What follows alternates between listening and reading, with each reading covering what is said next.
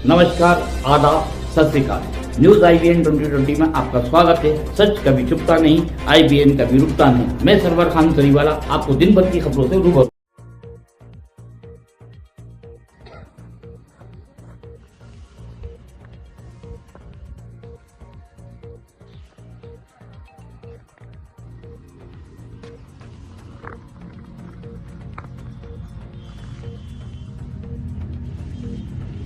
Demand कर गाड़ियों को ठिकाने लगाने वाले गिरोह को गिरफ्तार किया है। क्या है पूरा मामला, कितने आरोपी गिरफ्तार हुए और कितनी कारें इनके पास से जब्त की? देखिए, थाना गांधीनगर के अंदर पिछले लंबे समय से पुलिस को सूचनाएं मिल रही थी लोगों द्वारा कि उनके साथ फ्रॉड हुआ है।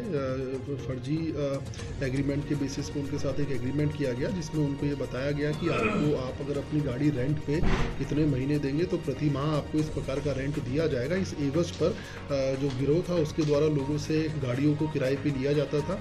तत्पश्चात उसके द्वारा कुछ 2-3 महीने तो व्यक्ति को जो रेंट एग्रीमेंट में जो रेंट तय था वो दिया जाता था। उसके पश्चात व्यक्ति को रेंट नहीं दिया जाता था। उसके पश्चात व्यक्ति जब उसको कॉल करता था तो ये अपना मोबाइल सब स्विच ऑफ कर लेते थे।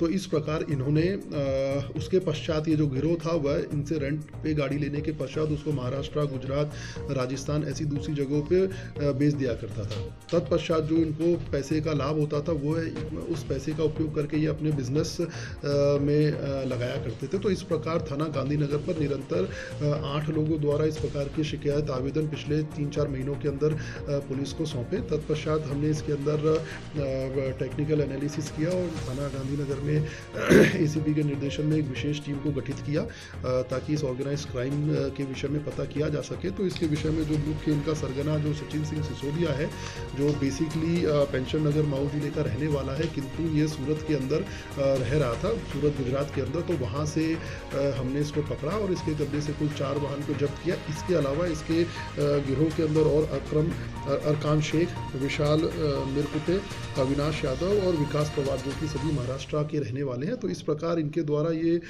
संपूर्ण प्रदेश लेवल पे इसको किया जा रहा था। तो इस विषय में हमने सफलता हासिल की। तो कुल मिलाकर हमने इनसे कुल मिलाकर 11 वाहन 4 व्हीलर्स व्हीकल हमने इनसे 11 जब्त किए हैं जिनकी कुल अनुमानित कीमत 1.5 करोड़ रुपए से ज़्यादा है। तो इस प्रकार सभी व्यक्तियों को पुलिस द्वारा हिरासत में लिया जा रहा है, पूछताछ की जा रही है और इनके विरुद्ध, चूँकि ये संगठित अपराध के टाइप से काम कर रहे हैं, तो इनके विरुद्ध ऑर्गेनाइज क्राइम के अंदर भी कार्रवाई की जाएगी। सर, कुछ एग्रीमेंट करते थे ये कहीं मैनेज करवाने के लिए गाड़ी सरकारी भाग भी है?